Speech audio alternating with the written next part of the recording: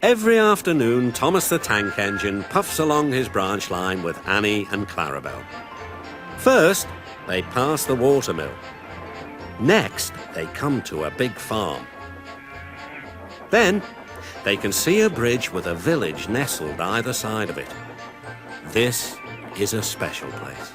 Whenever children hear Thomas coming along, they stand on the bridge waving until he is out of sight.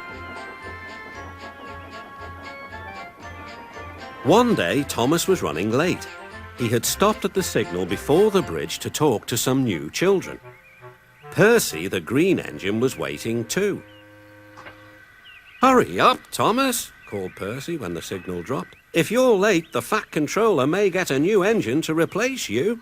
He would never do that, thought Thomas, but he was worried. Next day, Thomas hurried along the line. Just ahead was the goods yard.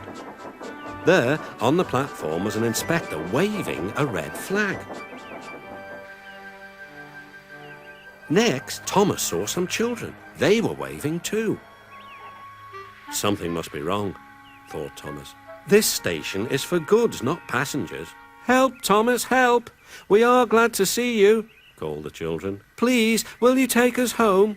The station master explained to Thomas's driver that the school bus had broken down and all the parents would be worried if the children were late. Thomas waited as the children walked down from the bridge.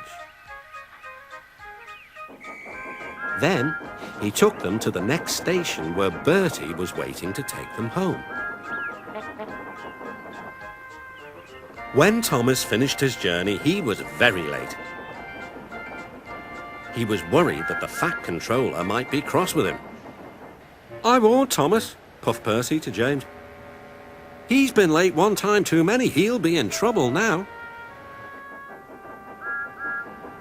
But next morning, when Thomas picked up his passengers, the Fat Controller was nowhere to be seen.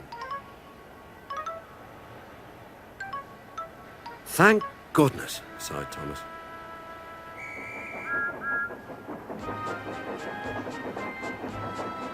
Thomas knows every part of his branch line. Just ahead was a stretch where the hot sun had bent the rails on the track. "Careful, Thomas," called his driver, but it was too late.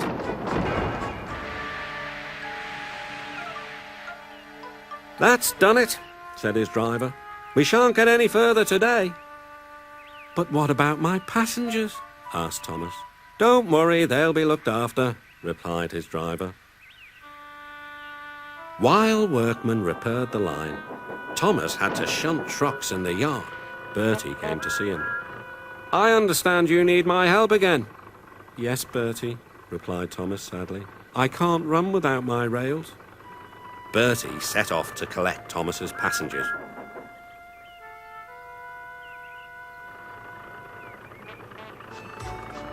"Hello, Bertie," they said. "We are glad you are here." Bertie drove along the road that runs by the railway. He stopped at each station along the line.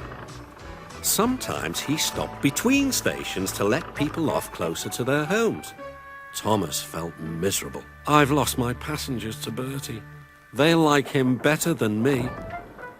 A few days later, the Fat Controller arrived. "Your branch line is repaired. I'm going to change your timetable so that you and Bertie can work together more." When Thomas reached the station, there to his relief were all his passengers. "Bertie is a good bus, but we missed our train rides with you," they said. Later, Thomas spoke to Bertie. "Thank you for looking after my passengers." "That's all right, Thomas. I like to make new friends, but I'm glad to share them with you." "You're a good friend indeed," replied Thomas, "and always will be."